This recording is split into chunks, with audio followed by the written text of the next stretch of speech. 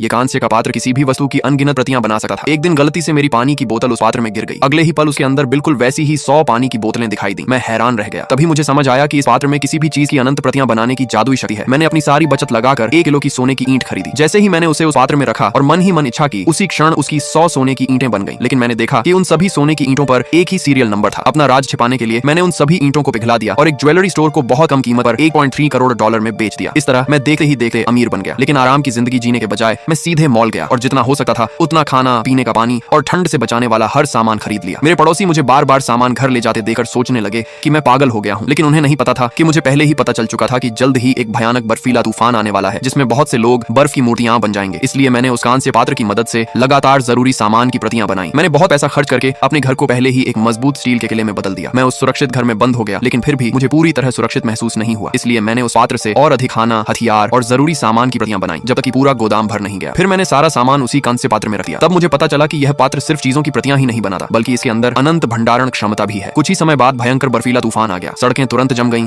और कई लोग वहीं के वहीं बर्फी मूर्तियां बन गए। जो लोग बच गए वे घबरा गए। उनके घरों में न खाना था और न ही ठंड से बचने का कोई साधन। सभी भूख और ठंड से तड़पने लगे। उधर मैं अपने घर में आराम से स्वादिष्ट खाना खा रहा था। तभी एक खूबसूरत महिला कांपती हुई मेरे दरवाजे पर आई और अंदर आने की भीख मांगने लगी। लेकिन मैंने साफ मना कर दिया, क्योंकि मैंने अपने निगरानी कैमरे में पहले ही देख लिया था कि उसके साथ कुछ लोग घात लगाए बैठे थे। अगर मैं दरवाजा खोलता तो वे सभी मिलकर मुझ पर हमला करते थे। जब मैंने उनकी चाल समझ ली तो वे गुस्से में आ गए और जबरदस्ती घर में घुसने की कोशिश करने लगे। लेकिन मेरे विशेष सुरक्षा दरवाजे को वे तोड़ नहीं पाए। मेरा घर अब एक स्टील का किला बन चुका था। फिर मैंने बाहर रखे कूड़ेदान में एक्सपायर हो चुकी ब्रेड का एक बैग फेंक दिया। वे सभी उस पर टूट पड़े और आपस में लड़ने लगे। लेकिन जब उन्हें पता चला कि मेरे पास बहुत सारा खाना है तो उन्होंने वहां से जाने से इनकार कर दिया। वे हथौड़े लेकर मेरी खिड़कियां तोड़ने लगे। लेकिन मैंने पहले ही सभी खिड़कियों में बुलेट प्रूफ शीशे लगवा दिए थे। उन्होंने पूरी ताकत लगा दी, फिर भी शीशों पर एक खरोंच तक नहीं आई। आखिरकार उन्हें भगाने के लिए मैंने अपने हथियार निकाल लिए। लेकिन उन्हें यकीन नहीं था कि मैं सच में उनका इस्तेमाल करूंगा। अपनी संख्या के घमंड में वे मुझे स्वार्थी कहने लगे और मांग करने लगे कि मैं अपना सुरक्षित घर सबके रहने के लिए खोल दूं। उनकी बेवकूफी भरी बातें सुनकर मुझे हंसी आ गई। फिर मैंने गोली चला दी और गुस्से में कहा, अभी के अभी यहाँ से चले जाओ। जब उन्हें समझ आया कि मैं सच में गोली चलाने से नहीं डरता तो वे डर कर वहां से भाग गए।